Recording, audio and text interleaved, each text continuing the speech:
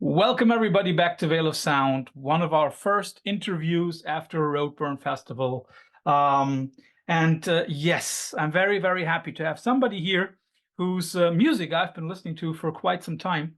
And I finally have a chance to talk to him. So Alex from METZ, thanks for being on the show.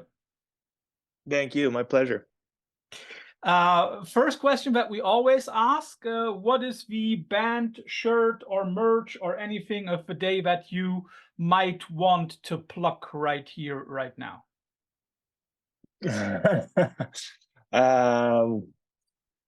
Wow. I don't know. I mean, today I've got this on. Ooh, the sound. That's a good choice. Thank you very much. Thank you. Yeah.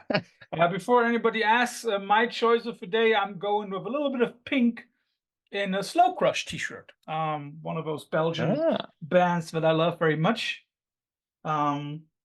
And Alex, where are we catching you right now? I am home in Toronto. Yeah, the band has been based here for, I guess, the last 15 or so years. So it's our home now. It wasn't always home, but yeah, it's where sort of we got our start and started to actually do, real band things, play shows out and stuff, put records. That was always Toronto thing. So am I right that the band was founded in Ottawa, right?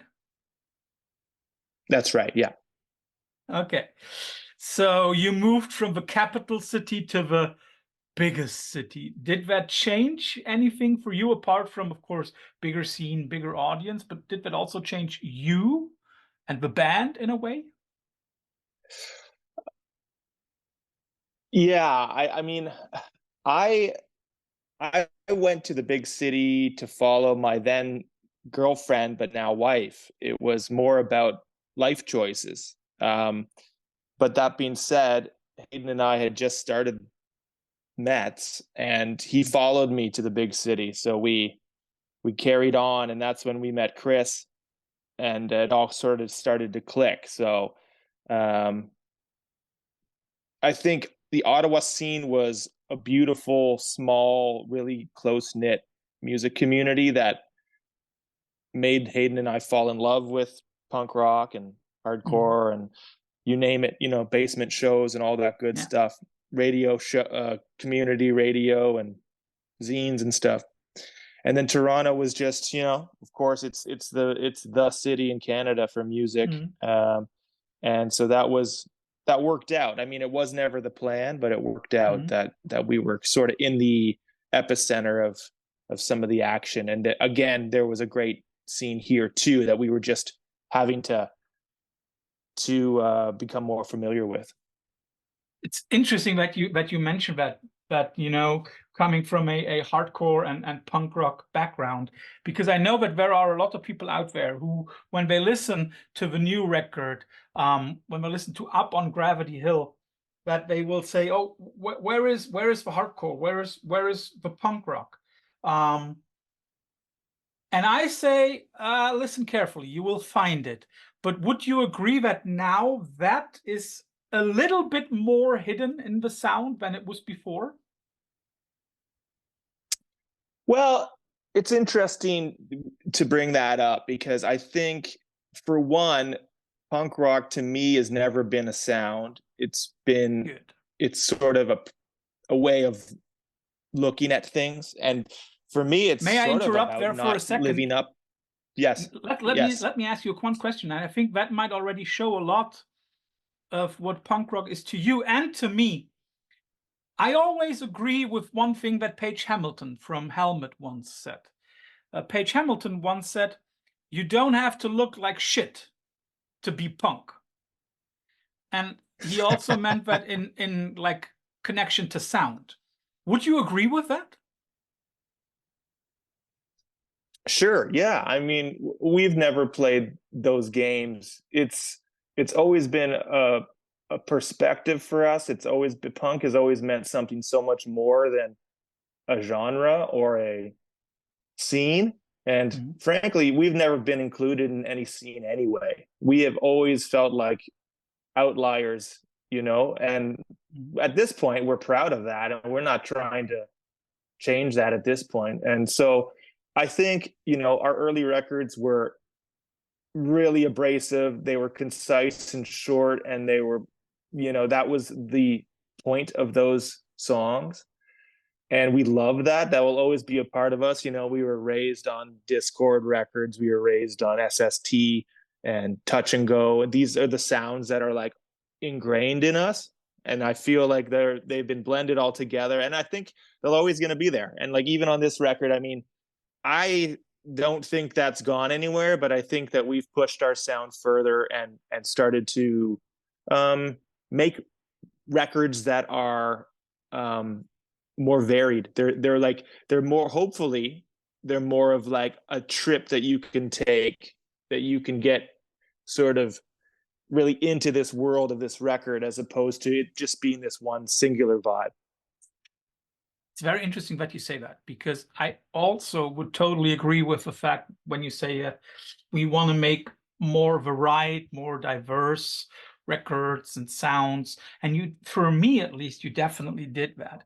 I still think that the conciseness that you mentioned is still obvious. I mean, like, there are many tracks on the record which are below 4 minutes. So they have this punk rock aesthetic in a way. And even the longest track is only shortly over 6, which, you're still not Genesis or Pink Floyd, which is a cool thing. Yeah, we haven't gone into our prog era yet, not yet. Yeah, you're too young for that.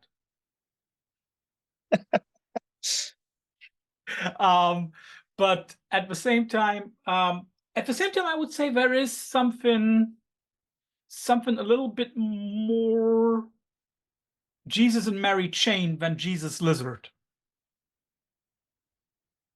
I'm very sure it was. I mean, You go ahead. Yeah, I love that you're hearing that. I've always really admired that band, to be honest, and the whole Creation thing. But yeah, I think of Jesus and Mary Chain as a punk band, frankly. Mm-hmm. I was just reading the Bobby Gillespie book, and obviously he was a member for a couple of years, but he talks about them as, these total sonic revolutionaries. And I have to agree, like, that stuff is just, those early records were just so important to me. I love them, and I love the simplicity of their writing too, right? I love pop writing, but I also love crushing sonic annihilation. But I know what you mean. I can see that, this simple songwriting covered in a love for sound. I think that is something that Jesus and Mary Chain for me was always about. And at the same time, when I listen to your new record, there are songs which, at first glance, are simple. But then you put a lot of effort into making them sound not simple. So let me ask about the songwriting. I'm very sure first there comes the song and then there comes the sound, isn't it? Or is it? Yeah, no, that's true. That's true. Yeah. And how must I envision your songwriting? It's pretty bare bones. I mean, I like to set up with a drum machine and just a guitar or a bass and start with that. And then I usually bring a pretty solid idea of what the song's going to look like to Chris and Hayden, and then we work from there. And another member of, an important member of this band for the last 2 records has been Seth Manchester from Machines with Magnets, who I think we love him as a person, and we love his skills when it comes to, engineering, but he's also just one of these people that we can trust to push us. And he's never satisfied with doing the same thing twice. And I think he was a big motivator for me to, okay, well, we've got Light Your Way Home, which is, a pretty little song. Let's see what we can do with it. And, we tried to sonically make it maximal. And it's one of my favorite things we've done on this record, because just on just the production side of things, even, it's just massive sounding. And I'm really proud of how we were able to layer things and get like a specific drum sound that came to us later in the game. Like, it came to us in the studio, right? We wanted to leave some things open-ended going in and explore the options when we were in there. So that was a really fun part of it. So would you say that Seth is now your Steve Albini, or at least what Albini was, for example, to Neurosis?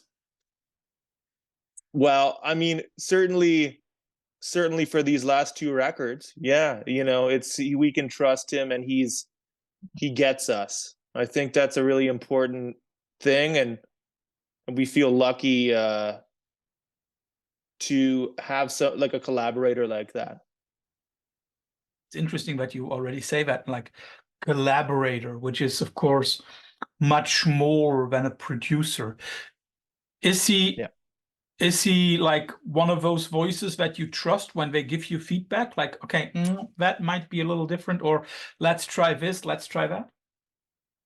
100%. I mean, I'm pretty hard-headed. I still get last say, or like I should say, we as a band get last say. But absolutely, I absolutely respect and value his opinion.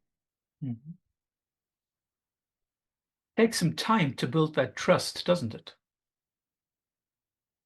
Exactly. Yeah, it does. I think we became friends very quickly. Sometimes you just hit it off with someone immediately, and you feel comfortable. So that definitely happened on Atlas Vending. It was like, boom, okay, this is going to be great. We like this guy, and he knows exactly what he's doing. And since then, I mean, I made a solo record, and he mixed it. I just went back and did another one with him where he engineered it. And so now I'm on about record 4 or 5 with him. And, that's all the proof you need. Is if you keep going back, it means that something's working, and that it's an enjoyable experience, because sometimes recording records can be this hellish, stressful thing. And we definitely don't want that. And thankfully this one was not that at all. It was quite fun. And like, I think we were in a headspace where we were really confident that we could just follow our intuition and make something that we love. And then, at the end of the day, you can't do anything other than that. When you are talking about, long-lasting friendships or business relationships, then of course I have to mention the fact that I think, what is it, your 5th or 6th record now for Sub Pop, I still remember back in the day, in the early 90s, there were those handful of Sub Pop bands that were like very representative of a sound. If anybody asks me, like, okay, what is Sub Pop now? One of the first bands that I would mention is METZ. How do you feel about, first of all, such a long-lasting business relationship with a label, and second of all, being one of those bands that other stupid people like me, use to characterize that label and its roster? That's a real honor, I'd say, because I think we all grew up with that label, like in the same way you did, and hold it very highly. I think it's held highly. Its reputation is earned. I do think it's changed so much over the years, but the core of that label is there. Those people are the same. A lot of them, and they're family to us. And we feel, like I said, really lucky to have someone who almost blindly supports us. They're like, when's the next record? You know, and it's not like, hey, let's hear some demos, or let's hear the rough mixes. It's like, it's full trust and support. And I think even in the world of underground music, whatever you want to call it, I think that's kind of rare. I've heard of much smaller labels like checking up on bands in the studio looking for a single, all this nonsense. And so for a label like them to sort of just stick true to what they've always been in that way is pretty awesome. And we are aware of how lucky we are to work with a label like that. We really do think of them as family at this point. Yeah, it's interesting when you say like they are not looking for hits or for singles. However, you have already, or prior to the release of a record, you have released a few tracks. Do you then choose them, or do you choose them together with Sub Pop? It's a collaboration. Yeah, we usually agree on these things, sometimes not so much, but it's this idea that, you know, we're not a radio band. So I think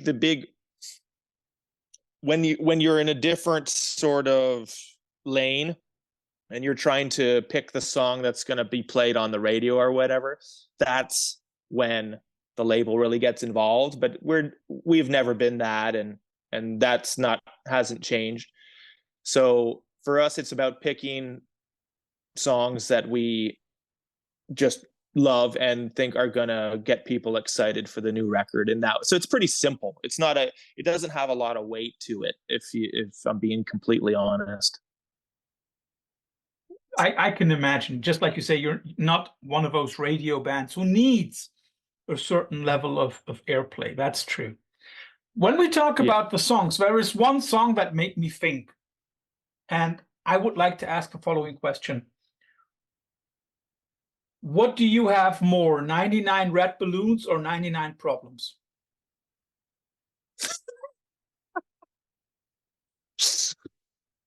Oh God.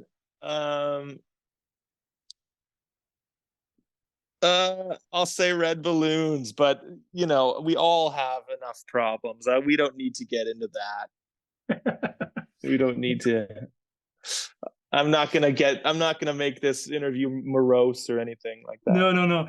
I will tell you why I asked that. I mean, like, of course, both are songs from a certain popular approach. You know, Nena's song was one of the most airplayed German songs in America ever, and of course, Jay-Z's 99 Problems. I mean, if your song makes it to the White House and the president quotes it, must have meant something. But what I want to say, like, and I think you've already answered that, both songs have a very, very nice way of approaching people. And your track 99 has the same. I think not level of popularity by now. I hope that might change. You know, maybe a good president will, or maybe Prime Minister Trudeau goes ahead and quotes METZ songs in the future. But you know what I mean? Were you aware when you wrote that song that it is like, okay, that is even for us a very, very good one? Well, thank you. Not really. I don't. I feel like I'm the worst gauge of what's gonna connect in some ways. Like I can never tell. I really can never tell. I think, and that one. I mean, that's the most sort of serious song in some ways, or not serious, but overtly political song, because, you know, it's about more or less greed and corporate greed. And so no, I never thought of that as an obvious choice, but early on, when we sent the record around to our friends and to the label and stuff, that one kept popping up as okay, I guess it's got a bit of an earworm thing happening. Totally. So yeah, that's Totally. great. It really sticks. Then let me ask a follow-up question. As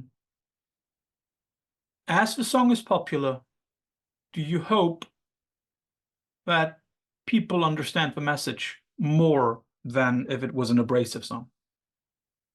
Do you like its subversity, so to speak? Yeah, I think I've always turned to music to make me happy. So Mhm. I don't know. I don't know if I need anyone to exactly understand um, what it is that I'm saying, like exactly, but I'd want it to connect in I guess, in a way that makes them feel something and feel good, because really it's sort of what I use music for. And I mean, I don't mean that because it has to be a pop, like a poppy song doesn't mean good feelings. I mean, I think grotesque metal and grind can make people smile, can make them feel great, you know? So it's like that's what I'm hoping people take from it. And that's certainly what our live shows do, and our like that's like our way of connecting with people. We get to see how it makes people feel, and I love that. Mm. I think when you put a record out, you just hope that it can connect in any kind of way. I would be happy for that, you know.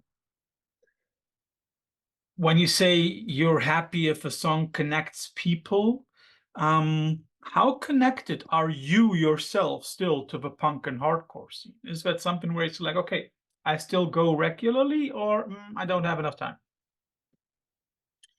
Well, I think the only we're certainly, as you get older, it becomes harder. I used to go to 4 shows a week, I wouldn't miss one. And now, as someone who's a father, it changes what you're capable of doing, for Because you sure. don't get I enough think sleep. exactly. And I mean, it's like, I have 2 beers now and I feel like I've had 10. It's just just crazy stuff like that. But um, I feel connected in that, we always, when we're on tour, that's when I feel really connected. Mm. I think sure, I would love to go to more shows in Toronto, but um, some things have to change, It's like, it's how I would summarize this whole record is like, if you go back to 2012, our first one, we were different people. And that record at the time was an honest representation of us as 3 people. And now,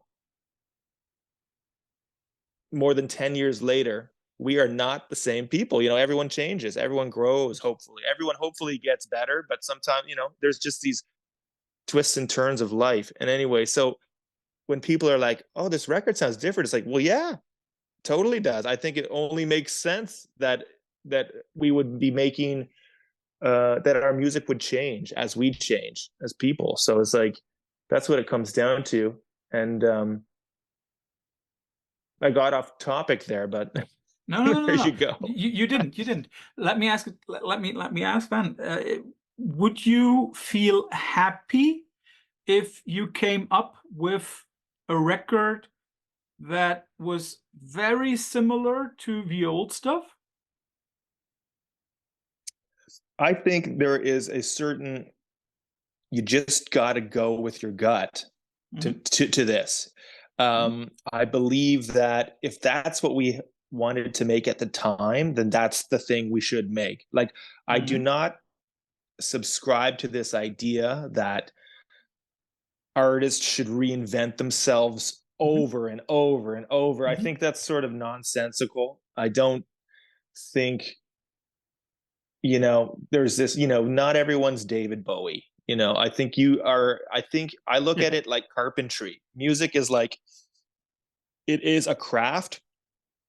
You work at it and you refine your skills, and hopefully, and you learn, like you're learning every time you make a record. And so, yeah. And I think if you're lucky, you still have that hunger to create and to evolve. And then you make the best thing you can make in that scenario. And so, um, I'm I'm happy to report. I feel like that's what we've done here. You know, I feel like we've we've been on this glacial, slow and steady evolution as a band, and this is just where we are now. And I don't think it's the end of where we're gonna go, and that's really exciting. You know, that's for three people. It's like we don't see an end game yet. We see like, okay, this is feeling good. This feels like us. This feels like we're getting better at this music thing, and it's exciting. When you say three people, I just want to connect there and say, on the record, we hear five people, if I remember correctly. And the two collaborations that I know are really, really interesting. First of all, you have Owen Pallett. For anybody who's out there and doesn't know who Owen Pallett is a virtuoso string artist whose main instrument is, if I remember correctly, the violin. You can find his music under the moniker of Final Fantasy, also sometimes under his own name. And if you've ever listened to the first one or two Arcade Fire records, you will also hear Owen. But he comes from a classical background. And now, of course, the question is, how did that collaboration come into fruition? Well, it was just one of our harebrained schemes. We for the end of Love Comes Crashing just felt that it needed to be epic, and that it needed to. And when sometimes when you're layering guitars and vocals, you start to hear ghost notes. You start to hear things that, I kind of heard this melody there. And then so we were hearing like a string section, you know, and that's the first time we ever thought it would be appropriate. And so Owen, being a local Torontonian who's been a huge part of the Toronto scene for years and years and years, ever since we moved here, he's been there making records and obviously scoring films and everything. So it was just a cold call. I just reached out and like, hey, you know, I think we bumped into him at a German festival many years ago too, and we got to hang out and catch up. So it wasn't like out of the blue, but it was sort of a cold call. And we said, we got this part where I think you would be able to really elevate it. And he was game. He just said, send it over, let's go. And we were thrilled with what he came back with. He did like 8 tracks that all layered of cello and violin, and just gorgeous. And he wrote it himself, right? It's not your writing, it's his writing. It's his part. It's his writing, and it was very minimally coached by me, just to be like, you know, I'm hearing it coming in here. That's it. You know, he did the rest. Yeah. And the other collaboration on the record is Amber Weber. And for everybody out there, Amber Weber is the female voice in Black Mountain.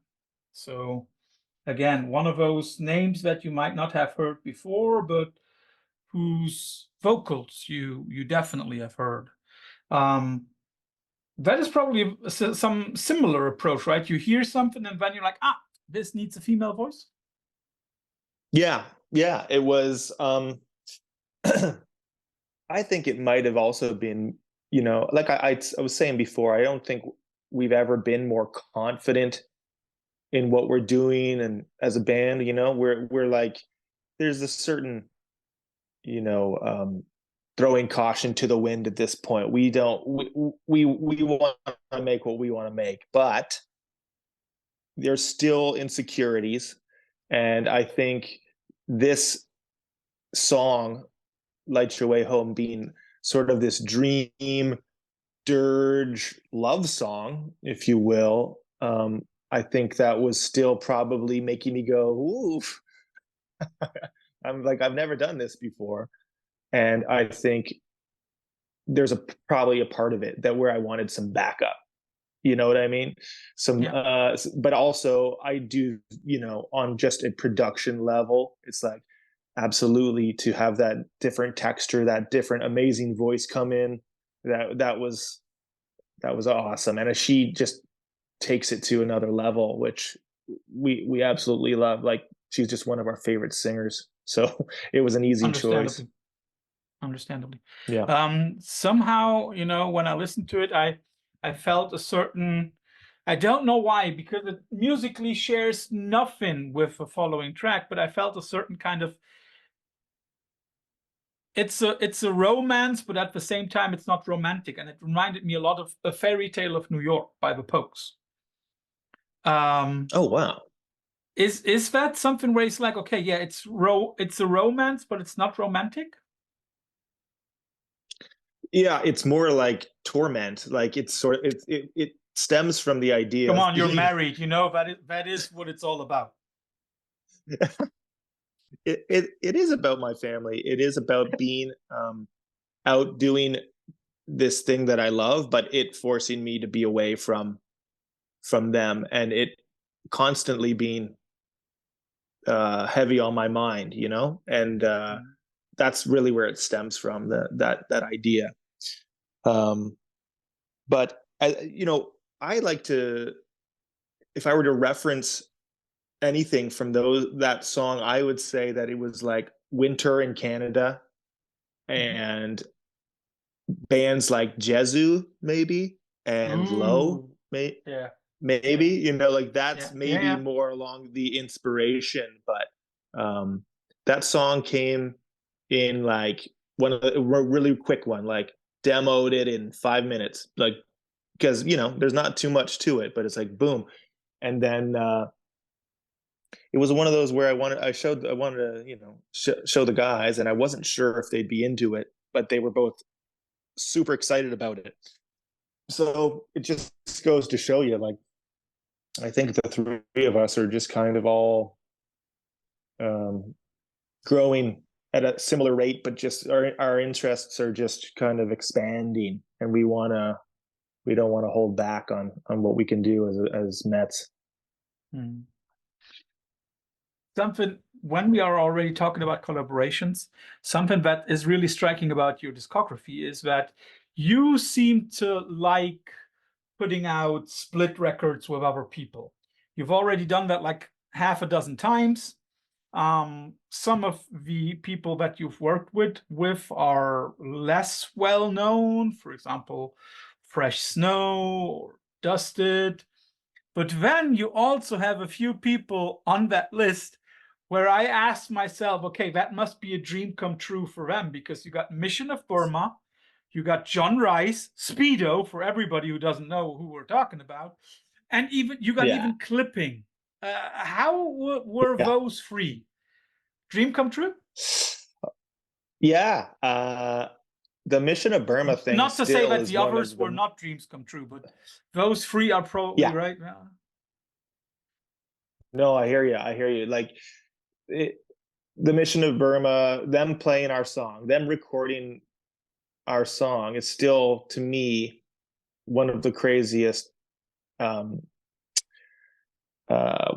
It's like I can't think of the word, but it's just one of the craziest things that's happened to us, and an absolute honor. I think whenever there are people who literally with their music change how you perceive and hear music and how you make music, for them to reciprocate that to you is really something. And it's kind of holds so much more weight than like any kind of review. It's similarly, like, we met Bob Mould, and he was like, oh, I love your band. And we were just like, are you kidding? Stuff like that. And Mark Arm being sort of the reason we got signed. We played with Mudhoney, and he's like, oh, you should sign these guys and so stuff like that, where you really respect these people's life's work. You respect the time they put in, the music they made, and then for that to come back your way, you can't really beat that. Probably those are the moments that one of my friends likes to call the Wayne's World moments. We're unworthy. Exactly. If you were to ask God for one more of these, which person would you love to collaborate with? Because I got one in mind, and I want to hear yours first. Interesting. Well, this one's more of like, I would love to have Dave Fridman mix something of ours. Mm-hmm. I think he's such an interesting guy who makes consistently really, really cool sounding records. That would be really awesome to hear what he would do with Hayden's drums, stuff like that. You put me on the spot. I don't know. It's really. So while you think, I give you mine. I would love to hear you work with one of my favorite all-time artists during one of his, for me, more important periods. I would love to hear you work with Nick Cave, but in his Grinderman incarnation. Oh man, yeah, it's so good. So good. Yeah, we're big fans of those records. It's kind of like when you get to that level of, it's like what I was saying about the craft. Mm-hmm. That's just a master of his craft. Yeah. Yeah. I think it's what everyone can aspire to. Most people are not going to get there, even if you keep going until the day you die. But it's like it's just about doing the thing you love and trying to get there, wherever that is. There's no mountaintop, but you can pretend that there's a mountaintop. And just keep I going. also think sometimes when I listen to him, and especially of course to his voice, I feel like he is that mountaintop, that voice. The only voice that comes close to that one, very, very close, would be Lanegan. But of course, Lanegan, not possible anymore. Right. So, first of all, thanks for all the insight into the new record. That was wonderful. But nobody ever leaves the Veil of Sound interview without having to go what I like to call the infamous quickfire round.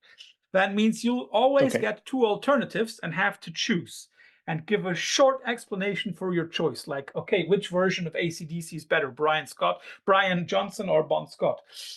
Which Metallica record is worse, Load or Reload? Something like that. Okay. We'll start off with something simple so that you get the hang of it. The Toronto Maple Leafs versus the Ottawa Senators. Senators. Because? Easy. Because? I don't care about hockey, but when I did care about hockey, I was younger. And so that I was living in Ottawa. So it's not a tough one there. It's like, I do not care about either team, but I would rep for Ottawa for sure. So you like the team that never wins? Well, Toronto never wins either. Yeah, but they've already won it sometime. But I know what you mean. Yeah, hometown advantage, of course. So now that you've got the hang of it, let's get a little bit more complicated. Touche Amore versus La Dispute. I have to say that I am not that familiar with either band. I need to dive in and check both those bands out. I do not know their music very well, but I Then know I'll the give you one names. record for each band to check out. For La Dispute, there is only one album. Okay. And everybody out there Okay. might now say, like, oh, he doesn't know shit. If you want to get into La Dispute, listen to Wildlife. And if you don't Okay. cry at the end of it, then and for Touche I have no Amore, soul. Yeah. for Touche Amore, it's difficult. Probably the best record to start with is still Parting the Sea Between Brightness and Me. And if anybody asks me, it's easy. It's always Touche Amore. It's one of those island bands. So here we have somebody undecisive. You've been speaking about Discord. So Fugazi versus Minor Threat. Yeah. Ooh, if I had to, like, for desert island kind of thing, it would have to be Fugazi, but I mean, the Minor Threat catalog is maybe the best punk catalog. Like, But that's also easy. it's so, like, how many records do they have? exactly. I mean, I think the depth, this is what I'm getting at again throughout this interview. Fugazi, like, end hits, half the songs are like dub songs. I love the way that they changed and the way that they grew. It's so interesting to me, So I would choose Fugazi for if I had to listen for the rest of my life. But man, untouchable. Minor Threat's untouchable. Yeah. You've been speaking about Jesu, so I'll give you two Justin Broderick bands. Jesu versus Godflesh. I'm a melodic kind of guy. I would probably go Jesu, but it's a lot of people will be upset with me, I think. But yeah, nobody listens to my taste, right? For my taste, yeah, I'd say Jesu. I would spend more time with that. When we talk about, Speedo, of course, there are lots of bands that I could give you with John Rice, but I won't give you Drive Like Jehu because that wins against any of his other bands. But I'll give you Hot Snakes and Rocket from the Crypt. I love both, but I would go Snakes just because I think John is a genius and one of the best frontmen in Rocket. He has like a totally different persona that is like maybe the most entertaining rock frontman around. But I think Rick and John together were magic, like some alchemy that is like sent from above. So I would take the Snakes, and I think that catalog is, to me, rock and roll perfection, and it gets a lot of time on my turntable for sure. Would you agree that that is one of those underrated, like, singer-songwriter or like musician couples? Because I think everybody talks about Lennon and McCartney. Some people talk about Martin Gore and Dave Gahan from Depeche Mode. Some people mention Morrissey and Johnny Marr. But I think those two, John and Rick, they don't get enough love. Oh, definitely not. Definitely not. There's no justice in this music world. Yeah, otherwise you'd be getting airplay.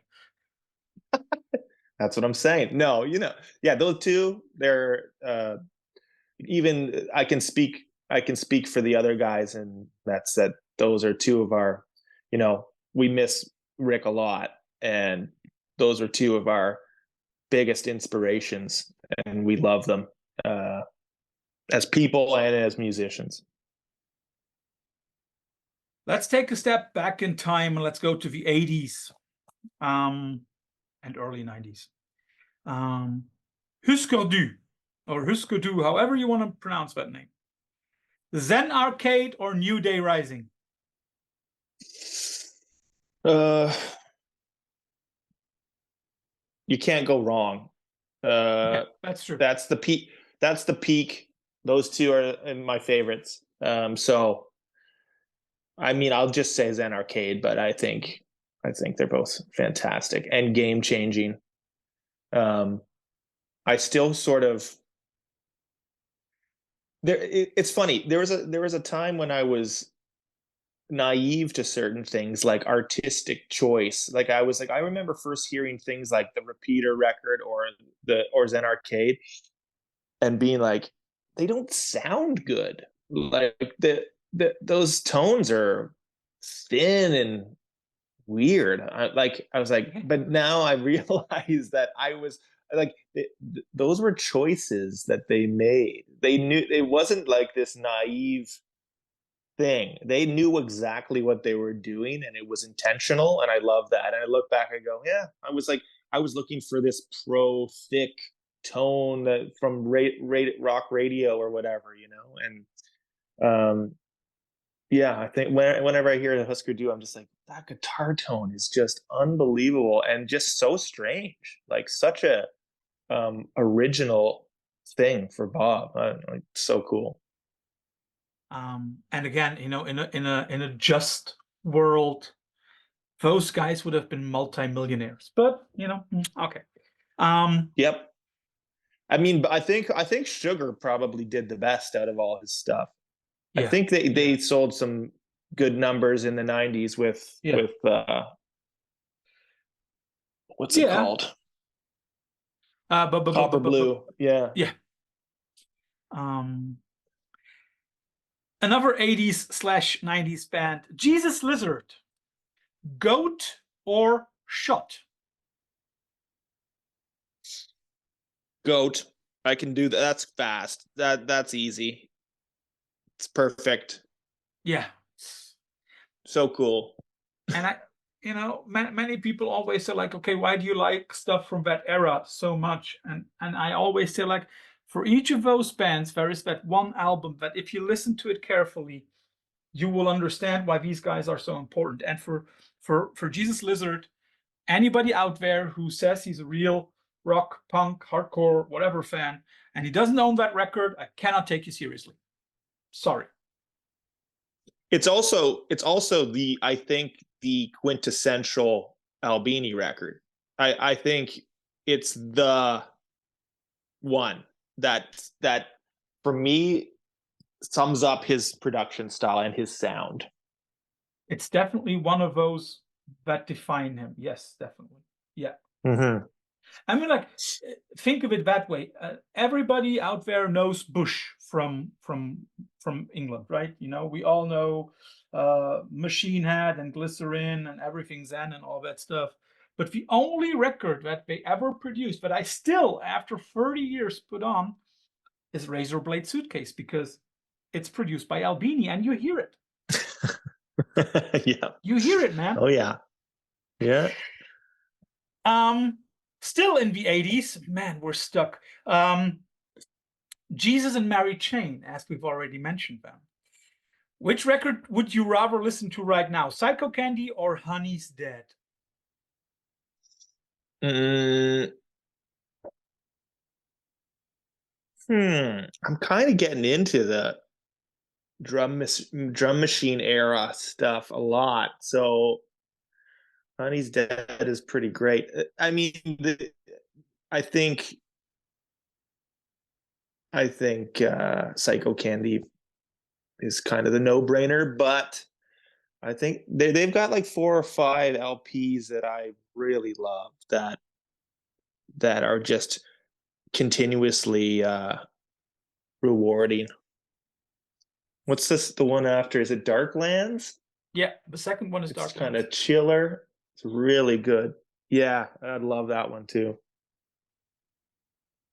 And as we're already talking about Honey, I'll give you Radiohead and 2 records by them. Very different.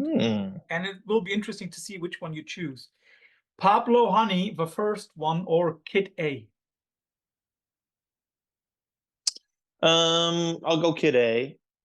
I saw that tour and it was nuts.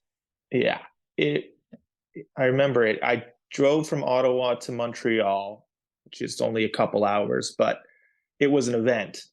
And I think it was Kid Koala or something opening. But it was one of the best to this day, maybe. Like I really hope that they do more Radiohead shows because I would be there in a heartbeat. Still, yeah, it's one of the best rock shows I've seen. It was just pure class. Like I was like, wow, it's when their abilities really shone. Like it was like most rock bands are like, okay, yeah, they're good at what they do, but those guys are like, they're really good musicians. Yeah. And you don't see that a lot. You don't see really really talented rock bands, and they're obviously one of them. And so yeah, Kid A, that tour was nuts. Yeah, would also be my choice because I saw that very same tour in the fall of 2001. And it's still my favorite record of all time, even though I've been to I don't know how many. But I had the unfortunate fortune to see them perform in Berlin on 9/11. Oh my And I goodness. still to this day say that was not a concert, that was mass.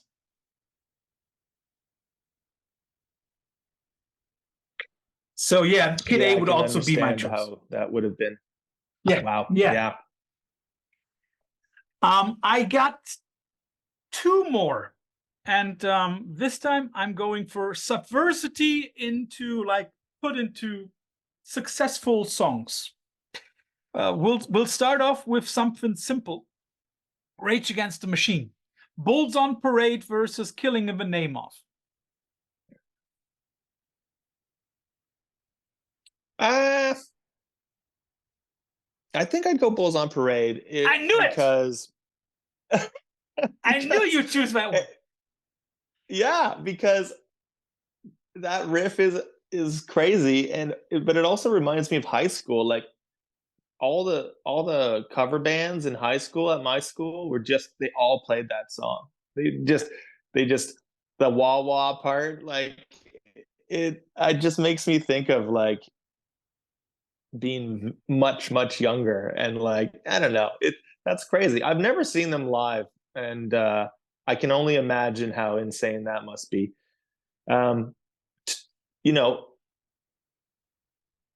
Definitely a great example of making a three-piece sound huge through great production. Like those first two records sound oh sorry, no, but a trio as far Oh, as you mean musicians? Yeah. instruments. Yeah. Yeah. Yeah. Yeah. It Yeah, sounds as so if you got bass like five, guitar six people. Yeah. yeah, for us, the way that those records punch with just, you know kind of old fashioned straight up recordings, they just crush. So it's like we sometimes reference, like, the simplicity of those records. Yeah. Um, I'm a little bit nostalgic as we talk about so many old bands, but I still remember the first time I saw Rage Against the Machine. I saw them as an opening band, opening for Mhm. Suicidal Tendencies 22 years ago.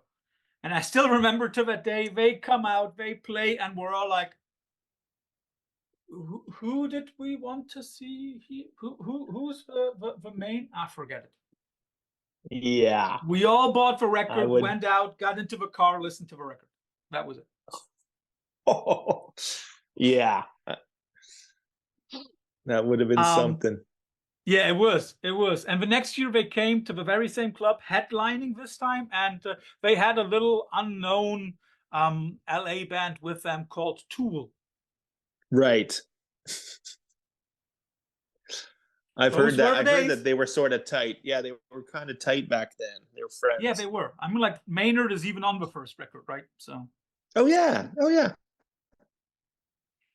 last one, and here I give you two songs by REM. two songs that are not very high on my list, but when we talk about subversity, I think those are two perfect pop songs. And the message is very different. Shiny Happy People versus Imitation of Life. I hope you know both of them. I don't know if I know Imitation of Life. I'm not going to sing it for you. Forget it. Oh, come on. Yeah. Imitation of Life. Beautiful. Yeah. I don't know. I can I'll speak take the guest on. spot on your next record. Yeah, exactly. Let's do this. I can take. I can speak on the first track, which I know a lot of people despise, but I like it. I'm a fan of that, of Shiny Happy People. I think it's like REM is definitely a band that I think, if you consider all of the sort of power pop and even the 60s stuff that I love a lot, I should like REM more than I do. I'm kind of like, I'm yet to have my REM phase. It doesn't mean it's not going to happen, but it hasn't really happened yet. I just can't kind of dig into it. I've tried. I think the problem for all of us, or for many of us who were not in that scene at that time, is the huge amount of success that they had with Out of Time. It was just, Yeah. I mean, that record was, if we transverted it into Spotify track plays and streams, I mean, that record was so successful, I think nowadays it would break Spotify, because it had those singles that everybody was listening to, you know, like Losing My Religion, Shiny Happy People. Yeah. There were so many tracks on that record that were hugely successful on normal radio, that from then on, they were just too big for themselves. I think everything up to there, Murmur and the other records, were really good indie rock records, but with Out of Time, it just changed. Yeah. Fun fact, do you know who's the female voice sure. on Shiny Happy People? Isn't it she's from the B-52s? Exactly. Yeah. I forget her name. So for everybody out there, now you've learned something again. You know, learning is important. And Alex, thanks for all your time. Thanks for the wonderful conversation. And I know that you'll be in Europe in late 2024, so I'll try to hop over. Yes. And see you there. It's one of those concerts. Okay. So enjoy the rest of your day. Thanks for all of this. My pleasure. Thanks. It's been a pleasure. And yeah, have a great day, man. Yeah, you too. Bye-bye.